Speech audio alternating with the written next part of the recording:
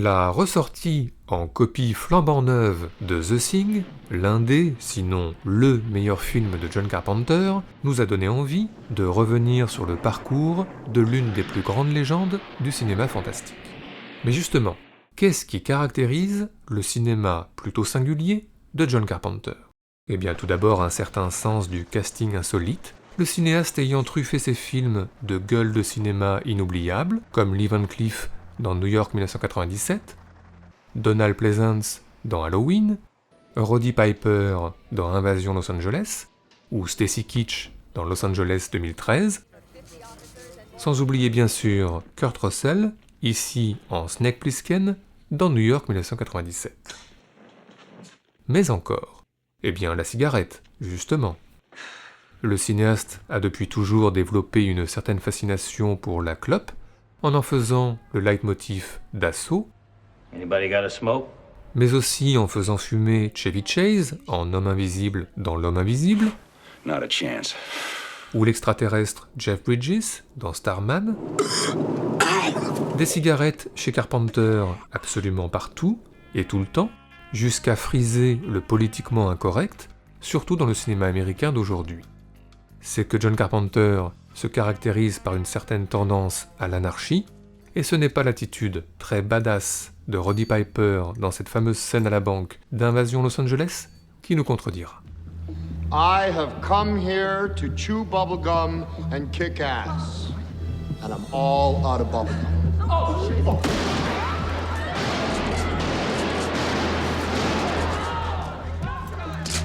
Mais encore, et bien évidemment, le cinéma de John Carpenter se caractérise par un certain talent pour distiller la peur, le cinéaste ayant inventé certaines figures importantes du genre, comme les fantômes dissimulés dans le brouillard de The Fog, le tueur psychopathe dissimulé sous un drap d'Halloween, ou encore l'alien protéiforme dissimulé dans à peu près tout dans The Thing.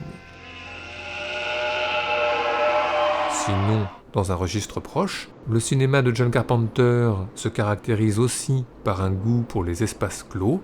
Jamais les couloirs d'une base scientifique en Antarctique dans The Thing, les couloirs encombrés d'une église dans Prince des Ténèbres, ou un commissariat assiégé criblé de balles dans Assaut, n'ayant paru aussi anxiogène que devant la caméra de John Carpenter.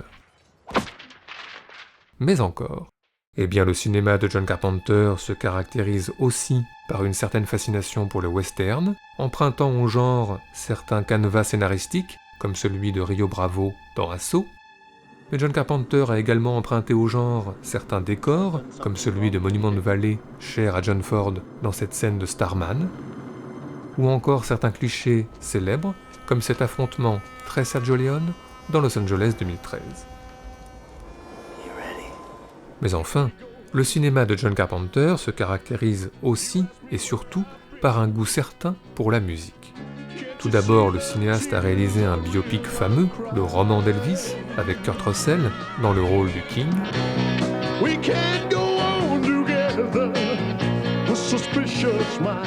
John Carpenter a également fait jouer quelques chanteurs célèbres, comme Alice Cooper dans Prince des Ténèbres, Ice Cube dans Ghost of Mars, ou Isaac Hayes en Duke dans New York 1997.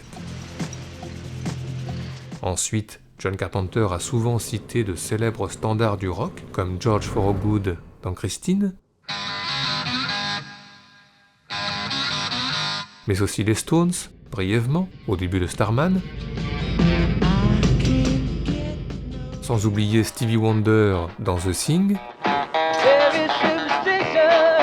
et même les Carpenters dans L'Antre de la folie. Not the Carpenters too.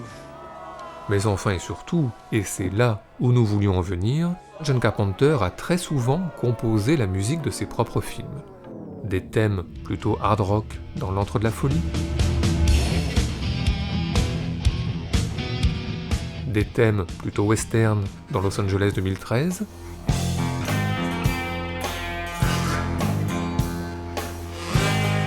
et surtout des thèmes anxiogènes minimalistes composés au synthétiseur, comme ici dans Christine, des BO à la rythmique entêtante, reconnaissables entre toutes, ce qui nous a donné des envies de classement. C'est donc parti pour notre traditionnel top 5 subjectif, celui de nos BO préférés, signé John Carpenter. Ok. Show me.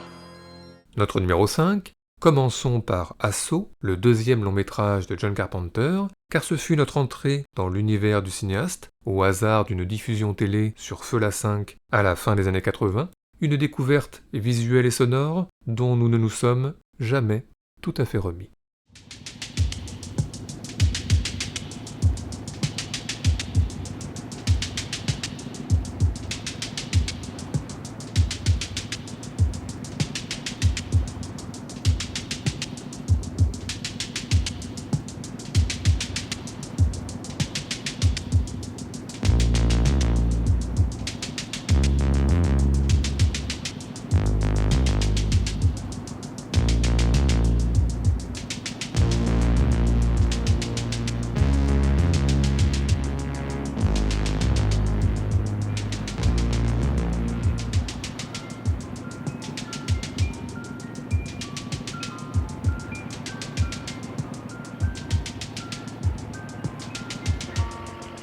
Notre numéro 4, poursuivons avec Halloween, le film le plus célèbre de John Carpenter, avec une célèbre rythmique entêtante dès le générique, et puis une autre rythmique entêtante tout au long du film qui va coller à la peau de Jamie Lee Curtis comme une malédiction, ou comment concevoir la musique de film comme un personnage.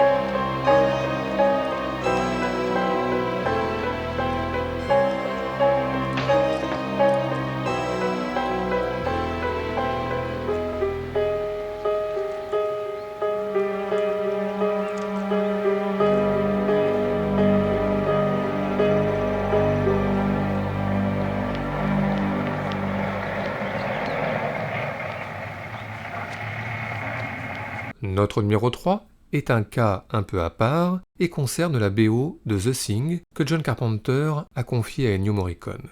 L'anecdote est fameuse, le compositeur italien livre au cinéaste une partition jugée trop symphonique, alors le maestro revoit sa copie, simplifie et livre finalement une BO très John Carpenter.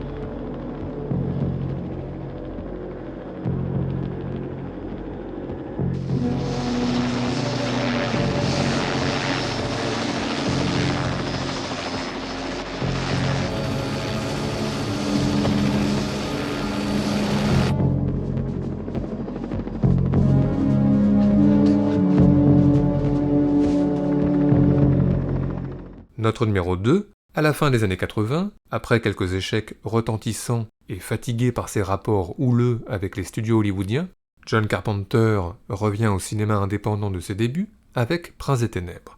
Un retour aux sources, sensible dès les premières images et dès les premières notes.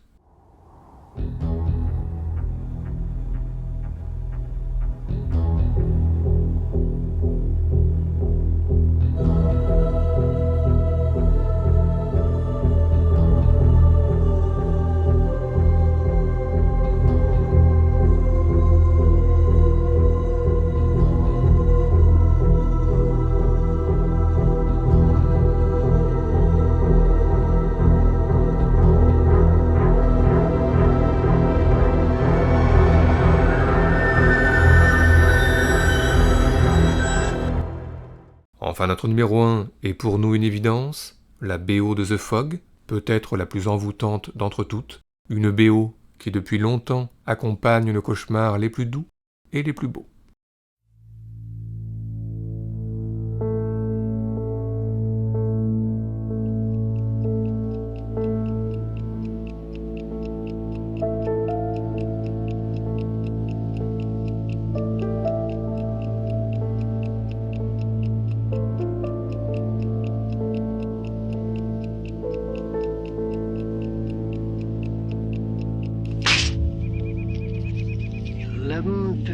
Almost midnight. Enough time for one more story. One more story before 12.